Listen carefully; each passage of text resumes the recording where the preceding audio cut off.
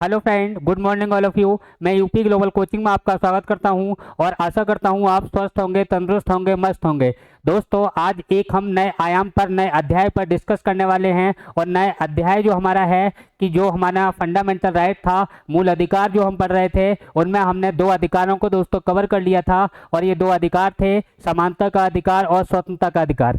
आज की वीडियो में दोस्तों हम तीन अधिकारों को कवर करने वाले हैं। और तीन अधिकार कौन कौन से हैं दोस्तों? यहाँ पे शोषण के विरुद्ध रक्षा का अधिकार, धार्मिक स्वतंत्रता का अधिकार और संस्कृति और शिक्षा का अधिकार। ये जो मूल अधिकार हैं, इनकी संख्या दोस्तों मैंने 6 बताई थी आपको, जिनमें से अभी 2 हमने कवर कर लिए, 3 हम अभी कवर करने वाले हैं। और एक जो लास्ट बचेगा दोस्तों, संवैधानिक उपचारों का अधिकार, इसको हम नेक्स्ट वीडियो में कवर करेंगे। आइए दोस्तों देखते हैं, अपने टारगेट की ओर चलते हैं। टारगेट है हमारा दोस्तों, लक्ष्य हर हाल में जीतना है, हर हाल में नौकरी लेनी है, हर हाल में जॉब लेनी है। और इसके अंतर्गत हमें पढ़ना क्या है दोस्तों? फंडामेंटल राइट को देखना है, मूल अधिकार को देखना है। और यहाँ पे हम जो डिस्कस करने वाले हैं दोस्तों, वो आपके सामने है। शोषण के विरुद्ध रक्षा का अधिकार है, धार्मिक स्वतंत्रता का अधिकार है, संस्कृति और शिक्षा का अधिकार है।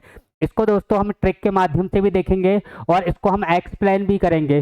दोनों तरीके से आपको पढ़ना है, क्योंकि एग्जाम में जो क्वेश्चन आता है डायरेक्ट फैक्ट से भी आ जाता है और कभी कभी तर्क के आधार पर भी क्वेश्चन दे देते हैं, एबीसी के रूप में दे देते हैं कि इनमें से पहला दूसरा मिला के सही होगा, दूसरा तीसरा मिला के सही होगा। इस तरह के क्वेश्चनों का जो ट्रेंड चल रहा है दोस्तों, उनको भी आज हम कवर करने वाले हैं। यहाँ पे दोस्तों देखिए, सबसे पहले हम बात करें शोषण के विरुद्ध रक्षा का अधिकार। इससे संबंधित आर्टिकल कितने हैं तो आपको कितने बताने हैं दोस्तों? 2 अनुच्छेद हैं इससे संबंधित हैं। और कौन कौन से हैं? एक तो आर्टिकल की बात करें तो एक 23 नंबर है और दूसरा कौन सा है दोस्तों?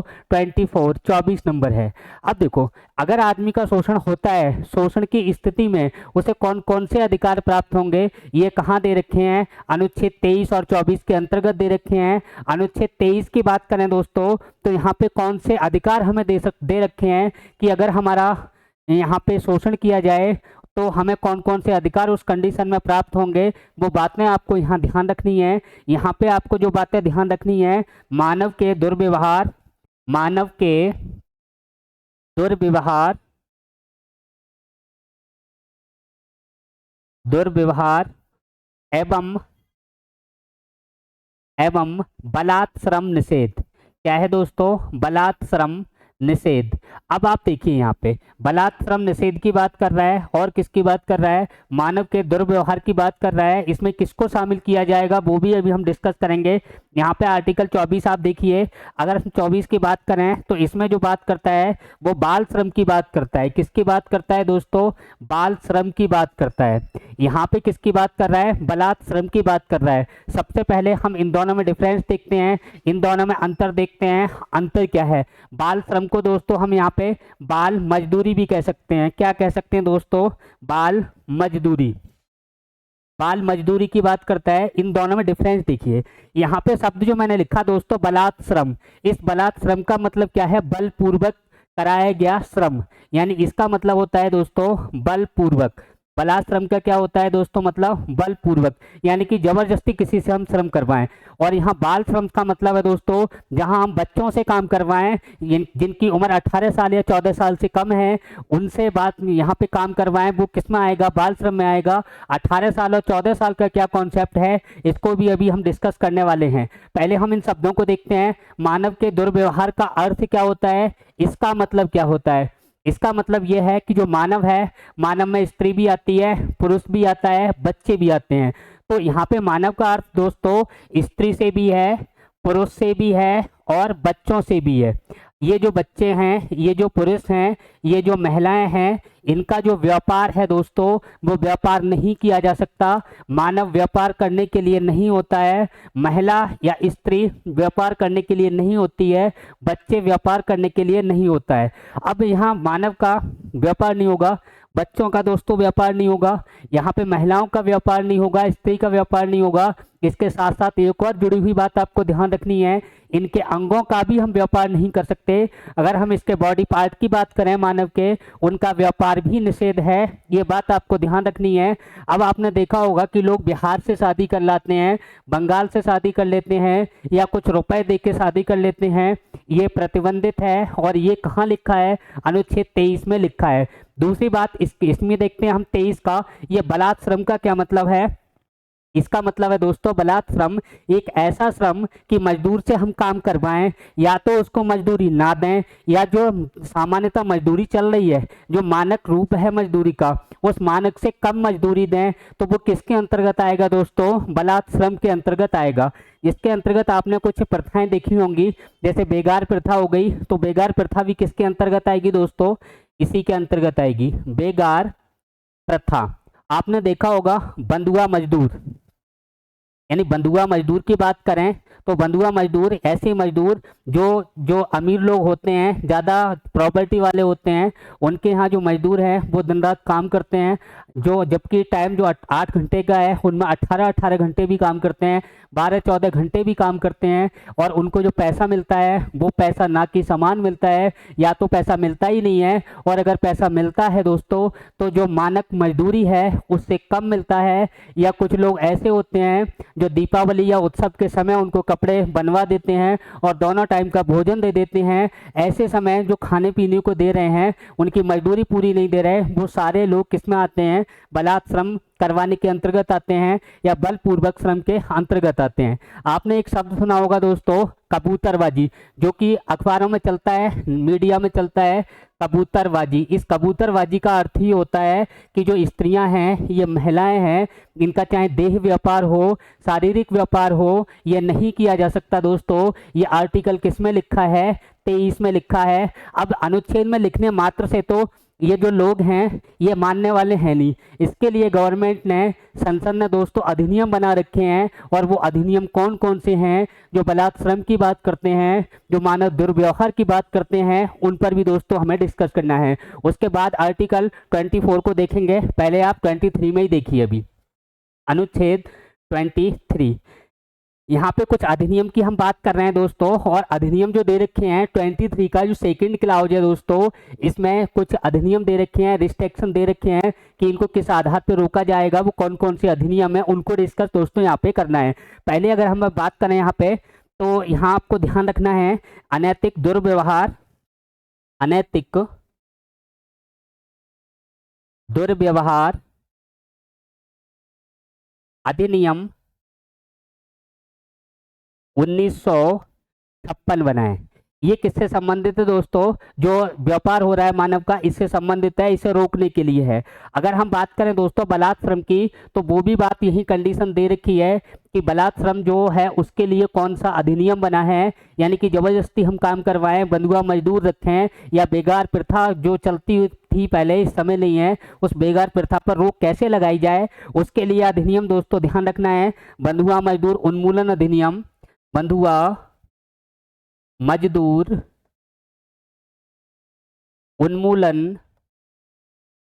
उन्मूलन अधिनियम, डेट इसकी ध्यान रखनी है 1976। ये बातें आपको ध्यान रखनी है। यह बंधुआ मजदूर उन्मूलन अधिनियम 1976, इसका संबंध दोस्तों किससे है? बलात् श्रम से है। अगर हम बात करें दोस्तों यहाँ पे, ये जो है अनैतिक दुर्व्यवहार अधिनियम 1956, इसका संबंध दोस्तों किससे है? तो मानव के दुर्व्यवहार से है। ये अधिनियम यहाँ पे बनाए गए हैं।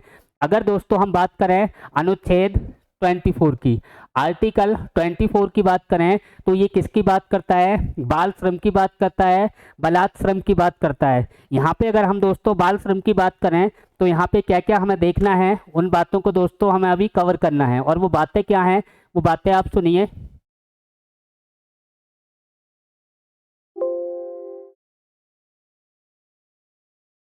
हाँ देखिए दोस्तों, ये जो बातें हैं उन बातों में हमें क्या ध्यान रखना है। अनुच्छेद 24 के अंतर्गत आर्टिकल 24 की बात करें, तो यहाँ पे ये कह रखा था मूल संविधान में। अगर हम मूल संविधान की बात करें, तो मूल संविधान में क्या बात लिखी हुई थी कि जो 14 वर्ष से कम आयु के बच्चे हैं, 14 वर्ष से कम आयु के बच्चे, जो 14 वर्ष से कम आयु के जो बच्चे हैं, इनसे दोस्तों जो खतरनाक काम है, खतरनाक काम है वो नहीं करवाया जा सकता। यानी कारखाने या जो खान है जिसमें किसी की जान को खतरा रहता है, मजदूरों की जान को खतरा रहता है, ऐसे काम बच्चों से नहीं करवाए जा सकते। जिनमें जो आयु रखी गई थी वो कितनी थी दोस्तों? 14 वर्ष थी। यानी 14 वर्ष से कम आयु के बच्चों से, कम आयु के बच्चों से जोखिमपूर्ण कार्य, यहाँ पे शब्द जो लिखा हुआ है दोस्तों, जोखिमपूर्ण कार्य नहीं कराया जा सकता। ये बात ध्यान रखनी है, नहीं कराया जा सकता। अब देखो एक बात ध्यान रखना दोस्तों, ये मूल संविधान में लिखा हुआ था अनुच्छेद 24 के अंतर्गत दोस्तों कि बाल श्रम या बाल मजदूरी पर रोक लगाने की बात करता है, बाल श्रम निषेध है या बाल मजदूरी निषेध है इसकी बात करता है। और यहाँ पे जो 14 वर्ष से कम आयु के बच्चे हैं इनको जोखिमपूर्ण कार्य में दोस्तों नहीं लगाया जा सकता। ये बातें यहाँ पे लिखी हुई थी मूल संविधान में। कहाँ लिखी हुई थी दोस्तों? मूल संविधान में। अगर कोई कहे कि आज की डेट में क्या लिखा है, तो आज की डेट में ये लिखा है दोस्तों, एक तो यहाँ से जो अधिनियम बने उस अधिनियम को मॉडिफाई कर दिया, उसमें कुछ परिवर्तन कर दिया। और ये परिवर्तन कब किया? 2016 में किया। और जो बाल बच्चों से संबंधित जो अधिनियम था उसको बाल एवं किशोर अधिनियम कर दिया है। और उसमें क्या कह दिया कि जो 14 वर्ष से कम आयु के बच्चे हैं उनसे दोस्तों किसी भी प्रकार का कार्य हम नहीं करा सकते। और यहाँ पे जो मूल संविधान में लिखा था कि जोखिमपूर्ण कार्य नहीं करा सकते, तो जो अधिनियम 2016 वाला है, जो 1986 के अधिनियम में संशोधन हुआ है, उसको देखना बहुत ज़्यादा जरूरी है। क्वेश्चन पूछे जाने की संभावना दोस्तों वहीं से ज़्यादा रहेगी, तो उसको हम देखते हैं। यहाँ पे देखो अभी मैं आर्टिकल किसकी बात कर रहा था? 24। और ये किससे संबंधित था? तो अभी मैंने बताया था बाल मजदूरी से संबंधित था। और बाल मजदूरी को रोकने के लिए यहाँ पे कुछ प्रावधान, कुछ अधिनियम बनाए गए। और वो अधिनियम दोस्तों क्या हैं? 1948 का खान अधिनियम, 1948 का कानून कारखाना अधिनियम, कानून कारखाना अधिनियम, या सीधा सीधा 1948 का कारखाना अधिनियम के नाम से इसको हम जानते हैं। एक दोस्तों यहाँ पे दोबारा जो बना उसको देखिए, 1953 का, 1953 का कौन सा अधिनियम है? यहाँ पे ध्यान रखना है, खान अधिनियम। कौन सा दोस्तों? खान अधिनियम। जो लोग खान में काम करते हैं कोयले वगैरह की, वो खान अधिनियम बना। फिर 1986 में, 1986 वाला इम्पोर्टेंट, और इसी को मॉडिफाई किया गया है दोस्तों। 1986 का है बाल श्रम अधिनियम। ये बाल श्रम अधिनियम है, ये दोस्तों कब बना? 1986 में बना। अब दोस्तों क्या किया गया 2016 में, वो बात आप ध्यान से सुनना क्योंकि ये करंट की बातें हैं। इसमें दोस्तों 2016 में, कब दोस्तों? 2016 में। और इसमें क्या कर दिया? कुछ चेंजिंग कर दी, कुछ परिवर्तन कर दिए। और जो चेंजिंग है वो परिवर्तन क्या है उनको दोस्तों हमें देखना है। 2016 में ये जो बाल श्रम अधिनियम है, पहली बात तो इसका नाम बदला। क्या किया दोस्तों? नाम बदल दिया। और नाम बदल के इसका क्या कर दिया? बाल एवं किशोर श्रम अधिनियम, बाल एवं किशोर श्रम अधिनियम। पहली बात तो ये ध्यान रखनी है कि इसका जो नाम बदला गया वो वर्तमान में कौन सा अधिनियम चल रहा है? तो बाल एवं किशोर श्रम अधिनियम है। पहली बात तो ये ध्यान रखना। इसका नाम 1986 वाले का कब बदला दोस्तों? 2016 में बदला है। और इसमें बदल कर क्या प्रावधान किए गए यहाँ पे देखना। ये जो बाल लिखा है, बाल का मतलब है बालक, यानी कि जो 14 वर्ष से कम आयु के बच्चे हैं दोस्तों, 14 वर्ष से कम आयु के बच्चे, कम आयु के बच्चे हैं, इनसे कोई काम नहीं करवाया जा सकता। बच्चों से कोई भी काम नहीं करवाया जा सकता, कोई भी काम नहीं कराया जा सकता। यानी कि 6 से 14 वर्ष की आयु के बच्चे हैं या 14 वर्ष से दोस्तों कम आयु के बच्चे हैं, उनसे कोई भी काम हम नहीं करा सकते। यहाँ तक कि घरों में झाड़ू नहीं लगवा सकते। यहाँ तक कि आपने चाय की दुकान पे छोटे छोटे बच्चे देखे होंगे, उनसे चाय का काम नहीं करा सकते। आपने बनिया की दुकान पे छोटे छोटे बच्चे देखे होंगे, वो भी काम नहीं करवा सकते अगर उनकी आयु 14 वर्ष से कम है। अब जो किशोर का कॉन्सेप्ट आया, इसमें दोस्तों क्या है, ये बात करता है 14 से 18 वर्ष की। किसकी बात करता है दोस्तों? 14 से 18 वर्ष की। ऐसे बच्चे जिनकी आयु 14 से 18 वर्ष है, उनसे हम जो सामान्य प्रकार का काम है वो तो करा सकते हैं, लेकिन किशोरों से जो जोखिमपूर्ण कार्य है दोस्तों वो नहीं कराया जा सकता। ये बात ध्यान रखनी है। यहाँ पे जो किशोर है, इन किशोरों से दोस्तों जो हम पीछे बात कर रहे थे जोखिमपूर्ण कार्य की, तो ये जोखिमपूर्ण कार्य नहीं कराया जा सकता, नहीं कराया जा सकता। इसको ध्यान रखना, नहीं कराया जा सकता, इस बात को ध्यान रखना।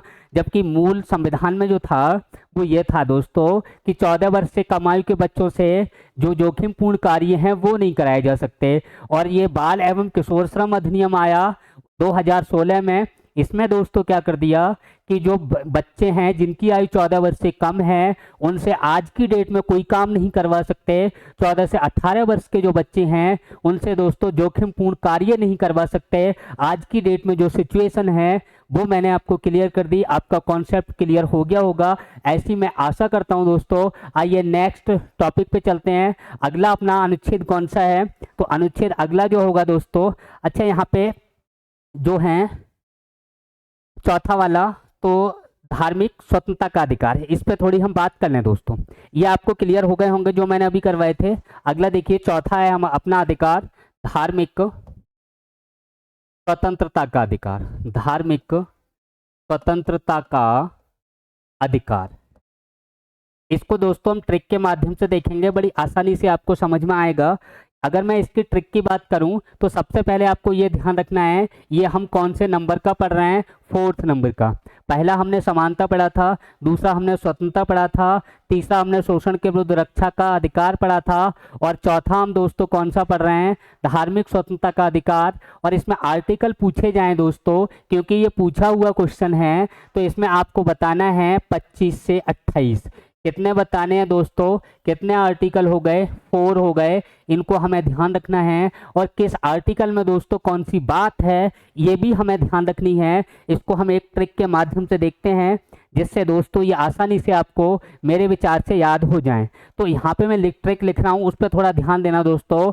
अंतःकरण प्रबंध कर उपासना के लिए, यानी कि अंतःकरण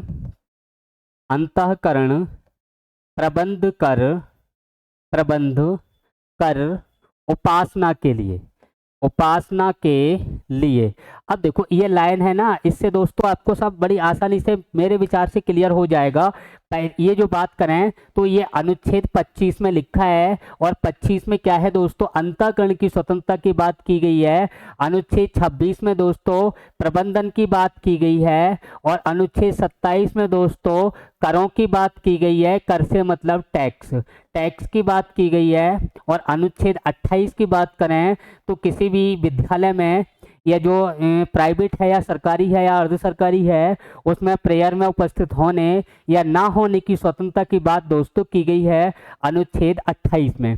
ये 4 आपके आर्टिकल हो गए, और चारों के चारों किससे संबंधित हैं दोस्तों, धार्मिक स्वतंत्रता से संबंधित हैं। आइए दोस्तों एक एक पर डिस्कस करते हैं, क्या क्या बातें इनमें हैं उनको देखते हैं। यहाँ पे देखिए दोस्तों,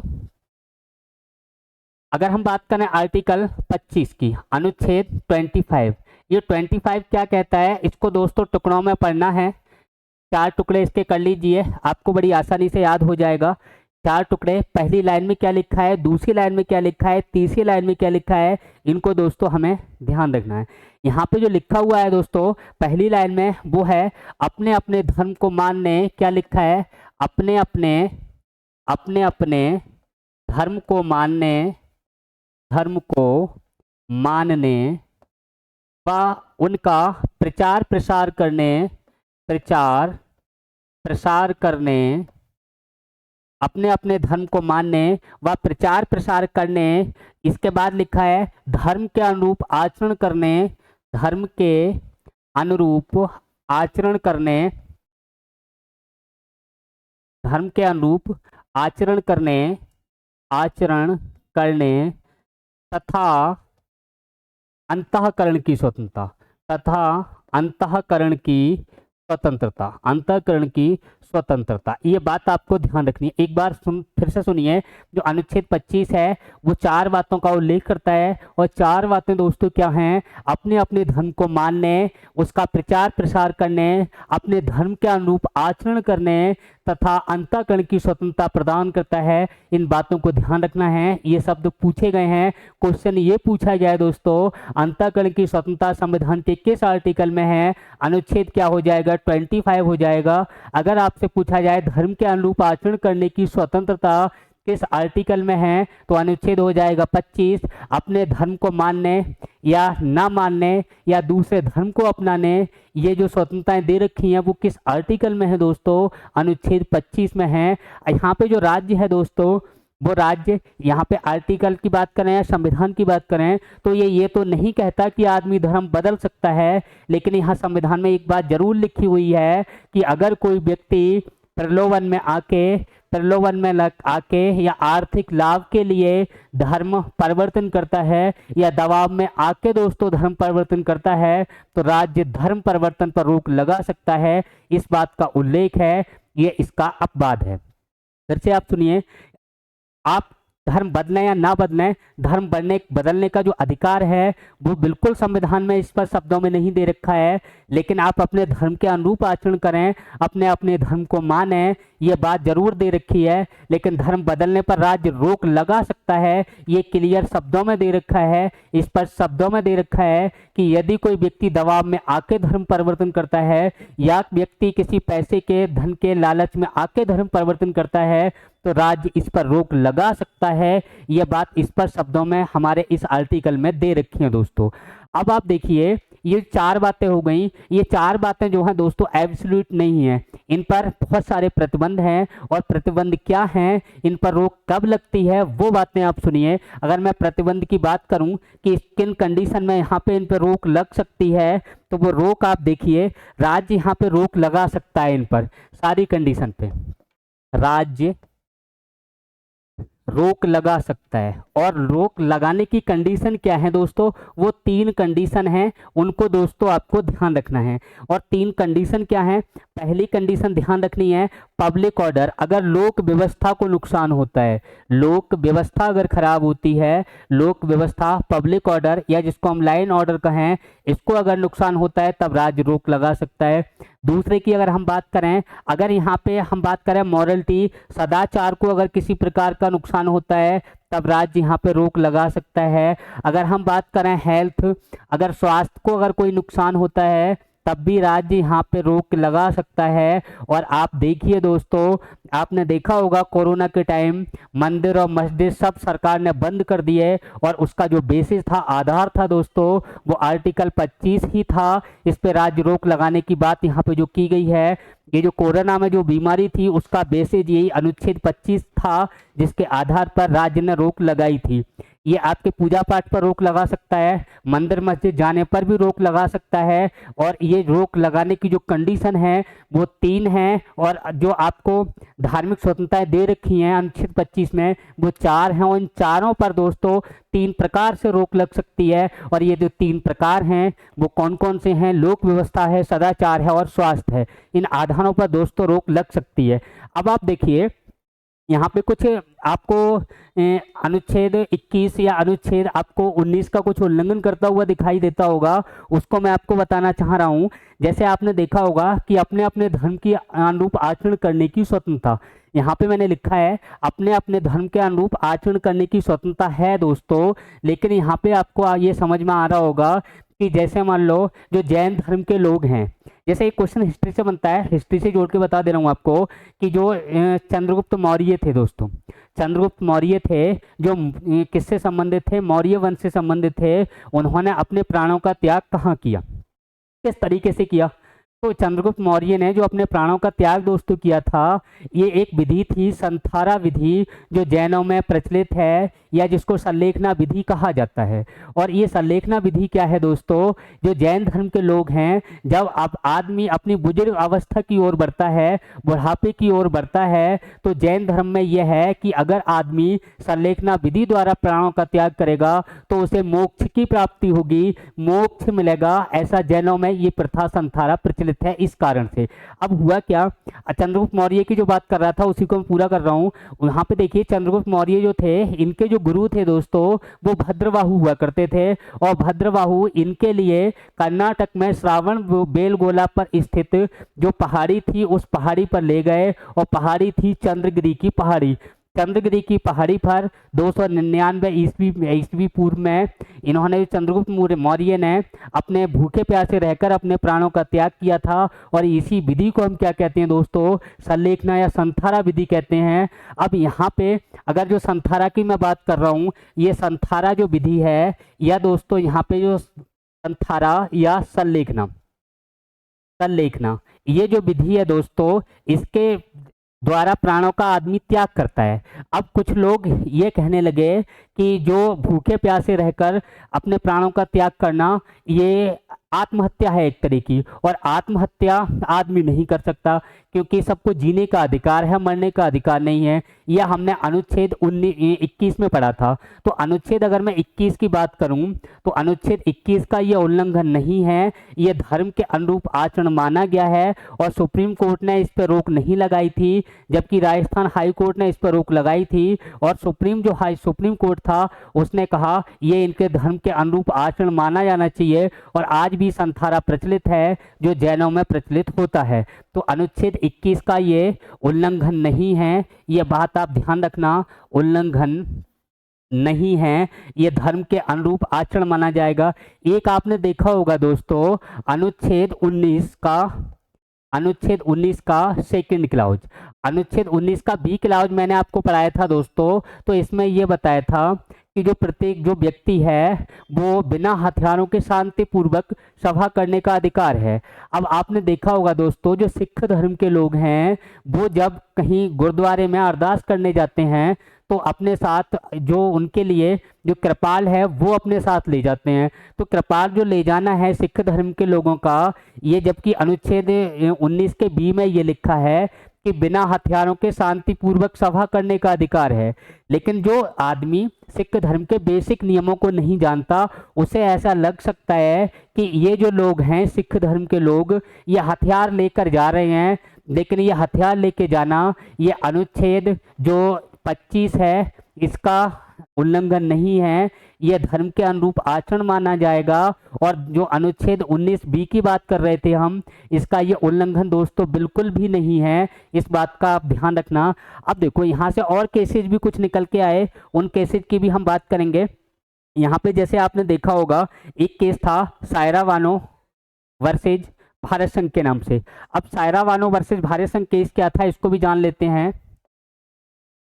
सायरा बानो वर्सेज भारत संघ, ये जो सायरा बानो वर्सेज भारत संघ ये केस है ये कब का है दोस्तों, 2017 का है। और इसका संबंध किससे था दोस्तों, ट्रिपल तलाक से था, ट्रिपल तलाक।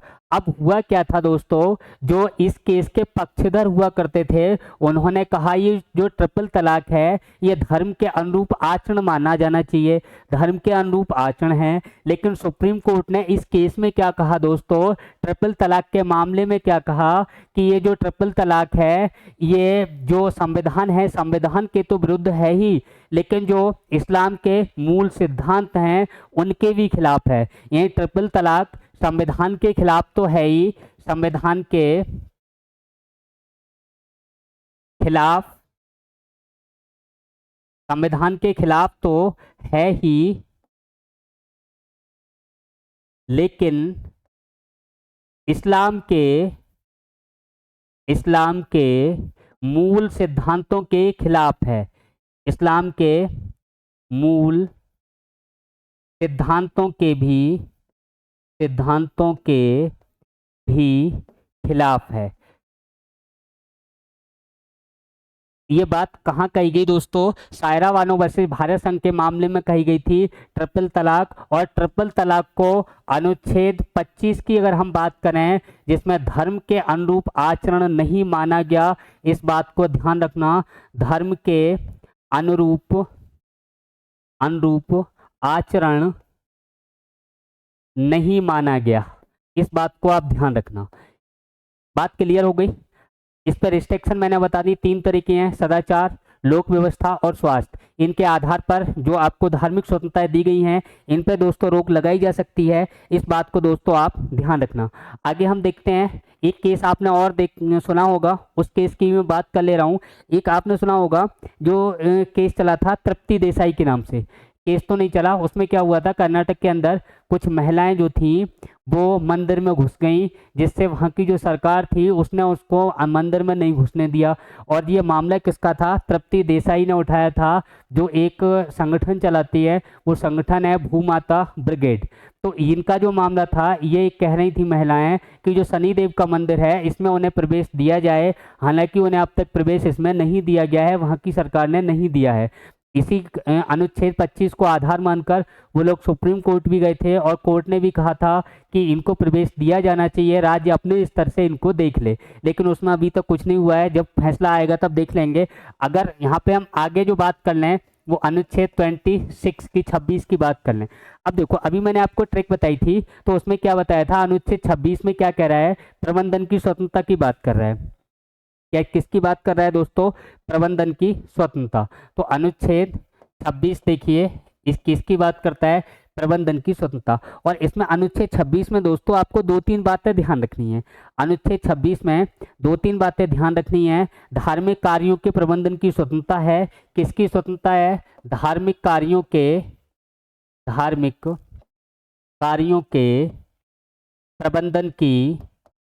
प्रबंधन की स्वतंत्रता।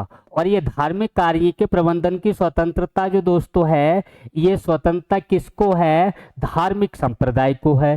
किसको है दोस्तों, धार्मिक संप्रदाय, ये ध्यान रखना है, धार्मिक संप्रदाय, या फिर कह सकते हैं व्यक्ति को है। तो यहाँ संप्रदाय को थोड़ा मैं क्लियर करना चाह रहा हूँ, ये संप्रदाय क्या है, संप्रदाय से यहाँ से क्वेश्चन बनते हैं, पूछे भी जाते हैं, तो इसको थोड़ा देख लीजिए आप। अनुच्छेद 26, अब प्रबंधन की स्वतंत्रता, और इसके साथ साथ और यहाँ पे क्या जुड़ा हुआ है और क्या क्या लिखा हुआ है उसकी भी बात कर लेते हैं।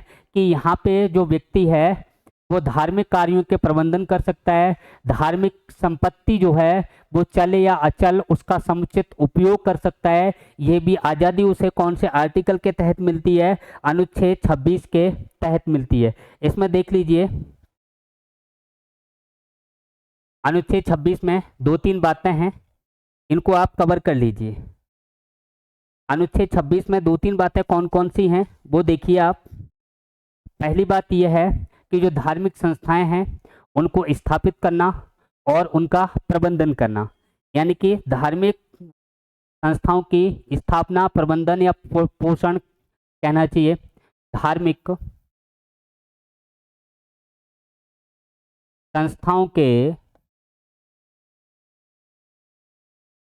प्रबंधन की स्वतंत्रता, प्रबंधन की स्वतंत्रता।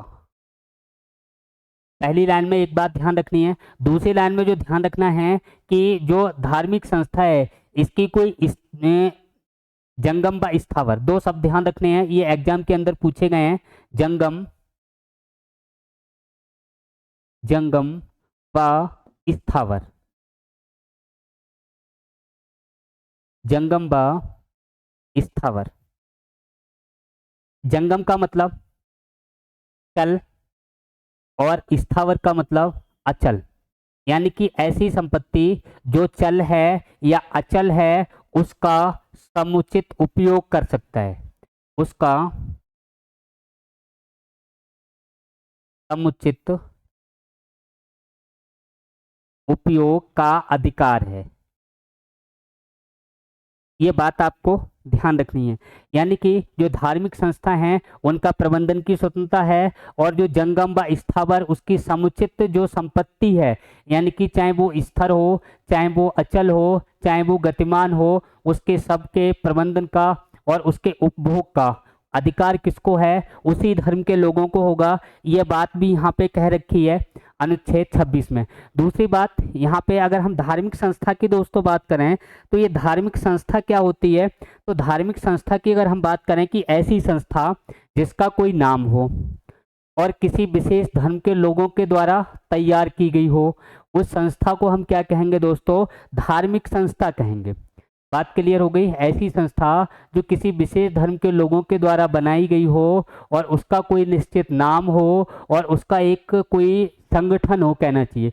संगठन का मतलब संरचनात्मक इकाई हो, तो उसको हम क्या कहेंगे? धार्मिक संस्था कहेंगे। धार्मिक संस्था के बारे में भी आपने सुना होगा, कई प्रकार की होती हैं और ये धार्मिक संस्थाएं हैं, उनका उपयोग भी हम लोग कर सकते हैं। ये बातें आपको ध्यान रखना। यहाँ पे नेक्स्ट देखते हैं अनुच्छेद 27। अनुच्छेद 27 ये किसकी बात करता है दोस्तों? कर की बात करता है, टैक्स की बात करता है। इसमें दो तीन बातें ध्यान रखनी है कि राज्य किसी भी धर्म को बढ़ावा देने के लिए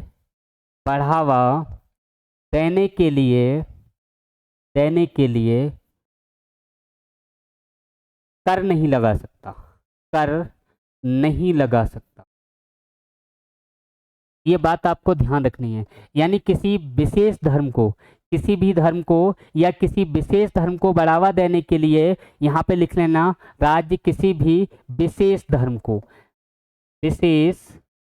धर्म को बढ़ावा देने के लिए टैक्स नहीं लगाया जा सकता। इस बात को आप ध्यान रखना कि जैसे मान लो आपने देखा होगा मुगल काल में जो टैक्स लगते थे, आपने सुना होगा जजिया कर, आपने सुना होगा जकात कर। ये जो कर थे ये धार्मिक कर हुआ करते थे। जजिया कर था दोस्तों, ये किससे लिया जाता था? गैर मुसलमानों से, जो मुसलमान नहीं हैं। तो यहाँ से भी हिस्ट्री में भी कई क्वेश्चन बनते हैं कि जजिया कर को लागू करने वाला प्रथम शासक कौन था? तो यहाँ पे मोहम्मद बिन कासिम नाम आता है। जजिया कर को ब्राह्मणों से किसने वसूला? तो यहाँ पे जो नाम आता है फिरोज शाह तुगलक का आता है। अगर हम बात करें कि ये जो जजिया कर है ये अंग्रेजों से किसने वसूला? तो यहाँ औरंगजेब का नाम आता है। ये किसी भी प्रकार के टैक्स किसी एक धर्म को बढ़ावा देने के लिए राज्य इनको लागू नहीं कर सकता। लेकिन आपने एक और सुना होगा शब्द फीस सुना होगा, जिसको हम कहते हैं शुल्क। ये शुल्क लिया जा सकता है। अब शुल्क में, फी में और टैक्स में अंतर क्या है? टैक्स ये होता है कि जो आपको प्रत्येक व्यक्ति से आप उपयोग किसी चीज़ का करो या ना करो, टैक्स देना पड़ता है। और फी या शुल्क जो होता है, फीस जिसको कहते हैं हम, ये जब ही आपको देनी पड़ती है जब आप उसका उपयोग करते हैं। जैसे आपने देखा होगा कि आप बड़े बड़े मंदिर जाओगे तो वहाँ रसीद कटती है। रसीद जो कटती है वो शुल्क है, फीस है, वो आपको भरनी पड़ेगी, क्योंकि वो सुविधाओं के, ऐसे समझ लो एक प्रकार का सुविधा शुल्क। अब जो टैक्स होता है वो टैक्स अगर आप दर्शन करने ना भी जाते फिर भी आपसे जाता। और ये जो शुल्क है ये आपसे जब ही जाएगा, फी जब ही जाएगी जब आप मंदिर जाओगे। घर बैठे रसीद आपको नहीं आएगी कि आपको ये जमा करना है। ये दोनों में मेन डिफरेंस है दोस्तों, इसको आप ध्यान रखना, क्योंकि ये भी बेहद ज़रूरी है और यहाँ से भी क्वेश्चन दोस्तों आते हैं। ये बातें आपको ध्यान रखना है। अब देखो एक यहाँ पे लास्ट आर्टिकल बचता है अनुच्छेद 28। अनुच्छेद 28 में मैंने क्या कहा कि किसी, इसमें दो तीन बातें आपको बता दे रहा हूं। ये किससे संबंधित है? उपासना करने या ना करने से संबंधित है। तो इसमें जो पहली बात आपको ध्यान रखनी है कि शिक्षण संस्थाओं में उपासना करना या ना करना ये आपका मूल अधिकार है। आप उसमें उपस्थित हो भी सकते हैं, ना भी हो सकते हैं। शिक्षण संस्थाओं में, शिक्षण संस्थाओं में धार्मिक प्रेयर जो होती है, प्रार्थना में उपस्थित होने या ना होने की स्वतंत्रता। पहली बात तो ये ध्यान रखनी है कि शिक्षण जो संस्थान हैं उनमें धार्मिक अगर प्रेयर हो रही है तो उसमें उपस्थित होने या ना होने की ये स्वतंत्रता है आपको। ये बात आपको ध्यान रखनी है। दूसरी बात जो लिखी हुई है कि जो शिक्षण संस्थान है, शिक्षण संस्थान, इसको ध्यान रखना है। शिक्षण संस्थानों में धार्मिक शिक्षा नहीं दी जाएगी। क्या लिखा है? धार्मिक शिक्षा नहीं दी जाएगी। धार्मिक शिक्षा नहीं दी जाएगी। इस बात को आप ध्यान रखना। लेकिन भाई साहब अगर कोई यहाँ पे आपको ध्यान रखना, आर्टिकल जो 29-30 है उसमें क्या लिखा हुआ है उसका देख लेते हैं। अगर अनुच्छेद 30 की बात करें तो यहाँ पे लिखा हुआ है धार्मिक शिक्षण संस्थानों की स्थापना की जा सकती है। क्या लिखा हुआ है? धार्मिक शिक्षण संस्थानों की स्थापना की जा सकती है। क्या लिखा है? धार्मिक शिक्षण संस्थानों की स्थापना की जा सकती है। ये कहाँ लिखा है? अनुच्छेद 30 में। अब आप देखो, अब आपको लगता होगा कि ये दोनों एक दूसरे के अपवाद हैं। अपवाद बिल्कुल नहीं है दोस्तों, ये अल्पसंख्यकों से संबंधित है। और अगर कोई ऐसी संस्था जो धार्मिक उद्देश्य से ही स्थापित की गई है उसमें धार्मिक शिक्षा दी जा सकती है, यह बात अनुच्छेद 30 में लिखी है। जबकि जो सामान्य प्रकार के जो विद्यालय हैं, चाहे वो सरकारी हों चाहे प्राइवेट हों, उनमें दोस्तों धार्मिक शिक्षा नहीं दी जाएगी। ये बात कहाँ लिखी है? अनुच्छेद 28 में लिखी है। इसके अलावा एक और बच रहा है उसको भी कवर कर लेते हैं, अभी टाइम है। जो अगला बचा हमारा कौन सा? पांचवा। 4 हमारे हो गए, पांचवा क्या था दोस्तों? पांचवा है संस्कृति और शिक्षा का अधिकार। इसको भी अभी कवर कर लेते हैं, संस्कृति और शिक्षा का अधिकार। जो छठा रह जाएगा उसको हम कल कवर करेंगे। इसमें देख लेते हैं, ज़्यादा कुछ है नहीं। जो पांचवा मूल अधिकार है हमारा, पांचवा मूल अधिकार कौन सा है दोस्तों? मूल अधिकार संस्कृति और शिक्षा का अधिकार। इससे संबंधित 2 आर्टिकल हैं और वो कौन कौन से हैं? अनुच्छेद 29 है और अनुच्छेद कौन सा है दोस्तों? 30 है, 30 है। अब इसमें क्या क्या बातें हैं दोस्तों? आपने देखा होगा जब संविधान सभा बनी थी, संविधान सभा के समय ये हुआ कि बहुत सारे लोग जो थे उस समय मुस्लिम जो हुआ करते थे हमारे देश में, आज भी हैं, तो इनको अल्पसंख्यक की श्रेणी में डाला गया। और अल्पसंख्यक क्या होते हैं उसकी भी अभी मैं बात करूंगा। और यहाँ अल्पसंख्यक जो यहाँ भारत में रह गए थे दोस्तों, जब भारत पाकिस्तान का विभाजन हुआ तो यहाँ के लोगों में कुछ शंकाएं थी, कुछ डाउट थे, उनको दूर करने के लिए जो अल्पसंख्यक यहाँ रह गए थे उनके लिए 2 आर्टिकल जोड़े गए थे। और अनुच्छेद कौन कौन से? 29 और कौन सा दोस्तों? 30। और ये जो जोड़े गए इनमें उनके जो संस्कृति है, शिक्षा है, उसको कैसे बरकरार रखा जाए, इसके लिए 2 आर्टिकल संविधान सभा के लोगों ने दोस्तों जोड़े थे। जिनमें अगर हम 29 की बात करें तो अल्पसंख्यकों के हितों के संरक्षण की बात करता है। किसके? अल्पसंख्यकों के हितों के संरक्षण की बात करता है। हितों के संरक्षण की बात करता है। और ये जो अल्पसंख्यकों के हितों का संरक्षण है ये किस तरीके से होगा, इनकी भी बात करता है। तो इसमें 3 बातें ध्यान रखनी है। भाषा, लिपि और संस्कृति के संरक्षण की बात कर रहा है। किस किस की? उनकी भाषा, उनकी लिपि और उनकी संस्कृति। इन तीनों की बात करता है कौन सा? अनुच्छेद 29। ये बात आपको ध्यान रखनी है, ये अल्पसंख्यकों के हितों से संबंधित है। अभी अल्पसंख्यक क्या होते हैं इसकी मैं बात करूंगा। जबकि यहाँ पे अनुच्छेद जो 30 है ये क्या कहता है इसको भी देख लो। अल्पसंख्यकों के हितों के संरक्षण के लिए, अल्पसंख्यकों के हितों के संरक्षण के लिए शिक्षण संस्थाओं की स्थापना से संबंधित है। ये किससे संबंधित है? अल्पसंख्यकों के हितों के संरक्षण के लिए शिक्षण संस्थाओं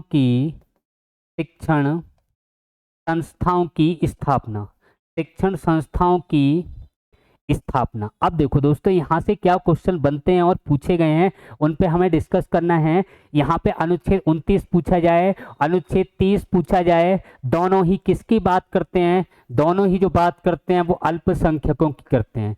किसकी? अल्पसंख्यकों की बात करते हैं। पहली बात तो ये ध्यान रखनी है। अनुच्छेद 29 क्या कहता है कि अल्पसंख्यकों के हितों का जो संरक्षण है, उनकी भाषा हुई, लिपि हुई, संस्कृति हुई, इनको किस तरीके से बचाए रखा जा सकता है इसकी बात करता है। और अनुच्छेद 30 इसकी बात करता है कि इनके जो हित थे जो इधर मैंने बताए हैं, इनके हितों के संरक्षण के लिए किसकी? धार्मिक संस्थाओं की या शिक्षण संस्थाओं की स्थापना करना। जो मदरसा वगैरह जो खुले हैं वो अनुच्छेद किसका है, किसके आधार पर है? अनुच्छेद 30 के आधार पर है। मदरसा या धार्मिक शिक्षा दी जा सकती है, ये कौन सा आर्टिकल कहता है? अनुच्छेद 30 कहता है। अब एक बात आपने देखी होगी, सुनी होगी। बात यह है कि जो आरटीई है यानी कि शिक्षा का अधिकार अधिनियम, ये कब बना? 2009 में बना।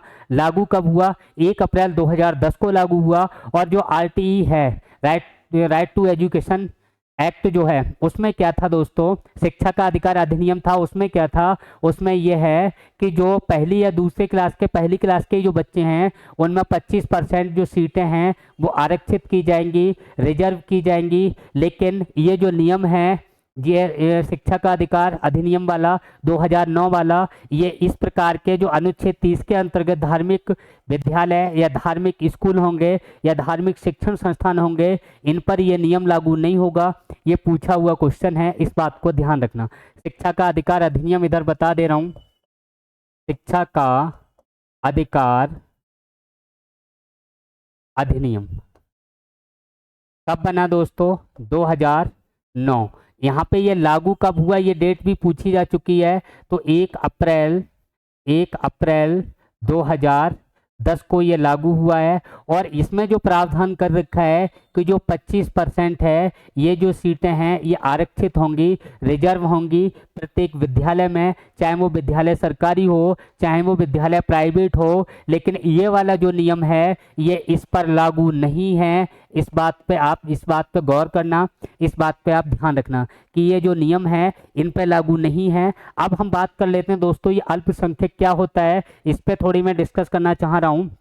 अल्पसंख्यकों की बात करें, अल्पसंख्यक होता क्या है? अल्पसंख्यक तो एक सुप्रीम कोर्ट में एक केस हुआ और उस केस का नाम है टीएम पाई केस है। किस नाम से है? टीएम पाई के नाम से है।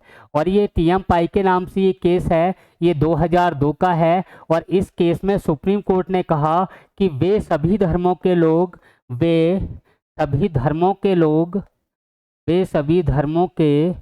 लोग जो 50% से कम हैं, 50% से कम हैं, वो क्या होंगे? अल्पसंख्यक होंगे। क्या होंगे? अल्पसंख्यक होंगे। अब आप देखोगे कि इस परिभाषा के अनुसार आज की डेट में काम नहीं चलता। आज की डेट में आप देखोगे कि उत्तर प्रदेश के अंदर बहुत सारे ज़िले ऐसे हैं जो मुस्लिम बाहुल्य हैं, जहां हिंदू अल्पसंख्यक है, मुस्लिम बहुसंख्यक है। तो ये जो परिभाषा है ये दोबारा सरकार से रिपोर्ट मांगी गई है कि अल्पसंख्यक का जो निर्धारण होगा वो देश के आधार पे होगा या जिला के आधार पे होगा या कस्बे के आधार पर होगा या आपके गांव के आधार पे होगा, ये अभी डिसाइड नहीं हुआ है। अब तक जो रूलिंग रही है वो यही रही है कि जिस धर्म के लोगों की जनसंख्या 50% से कम है वो अल्पसंख्यक हैं। और अगर हम इस दृष्टि से देखें तो सिख हैं, ईसाई हैं, बौद्ध हैं, जैन हैं, ये सब किस में आएंगे दोस्तों? अल्पसंख्यक में आएंगे, सिर्फ हिंदू को छोड़ के। दूसरी बात यहाँ पे और हमें जो ध्यान रखनी है, ये जो परिभाषा है, अगर आपसे पूछा ये अल्पसंख्यक की परिभाषा कहाँ दी गई है तो इसका ध्यान रखना, ये संविधान में नहीं है। कहाँ नहीं है दोस्तों? संविधान में नहीं है। ये बात आपको ध्यान रखनी है। इसकी जो परिभाषा दी है वो सुप्रीम कोर्ट के द्वारा दी गई है। ये बातें आप ध्यान रखना। यहाँ से भी क्वेश्चन दोस्तों पूछा गया है। अच्छा, एक और क्वेश्चन अगर पीछे अभी मैंने पढ़ाया था वहाँ से आप देखिए, अनुच्छेद 28 धार्मिक शिक्षा नहीं दी जाएगी। आपने देखा होगा 2017 का केस, 2017 में यूपी के अंदर योगी आदित्यनाथ जी ने राष्ट्रगान को अनिवार्य किया। किसको अनिवार्य किया? राष्ट्रगान को सभी मदरसों में अनिवार्य किया था। अब ये जो केस है दोस्तों, जब योगी आदित्यनाथ जी ने 2017 में राष्ट्रगान के लिए सभी मदरसों में जब अनिवार्य किया तो ये इलाहाबाद हाई कोर्ट केस जाता है। और इलाहाबाद जो हाई कोर्ट है उसने कहा कि ये जो राष्ट्रगान है ये धार्मिक शिक्षा किसी भी तरीके से नहीं है, ये सभी मदरसों में अनिवार्य रूप से होना चाहिए। और आज तक ये हो रहा है। एक केस मैं आपको और बता दे रहा हूँ, ये जो केस है तमिलनाडु राज्य का है, तमिलनाडु राज्य का। और तमिलनाडु ने दोस्तों वंदे मातरम अनिवार्य किया था। क्या दोस्तों? वंदे मातरम। ये वंदे मातरम है, इसको अनिवार्य किया था तमिलनाडु राज्य ने। और ये भी केस मद्रास हाई कोर्ट गया और इसमें भी ये कहा गया कि वंदे मातरम किसी भी तरीके से, ये जो किसी भी तरीके से धार्मिक शिक्षा नहीं है, ये भी सभी विद्यालय या सभी धार्मिक शिक्षण संस्थान, चाहे वो धार्मिक हों चाहे वो किसी बिना धर्म के चलते हों, सभी में अनिवार्य रूप से होना चाहिए। और ये बातें हमें ध्यान रखनी है। यहाँ से क्वेश्चन पूछा जा सकता है कि वंदे मातरम अनिवार्य किस राज्य में किया गया, या फिर जो राष्ट्रगान है इसको अनिवार्य किस राज्य में किया गया, कब किया गया, ये बातें दोस्तों आपको ध्यान रखनी है। आज हम इस क्लास को यहीं रोकते हैं, कल फिर मिलते हैं नेक्स्ट क्लास में। तब तक के लिए थैंक यू, धन्यवाद, जय हिंद, जय भारत दोस्तों।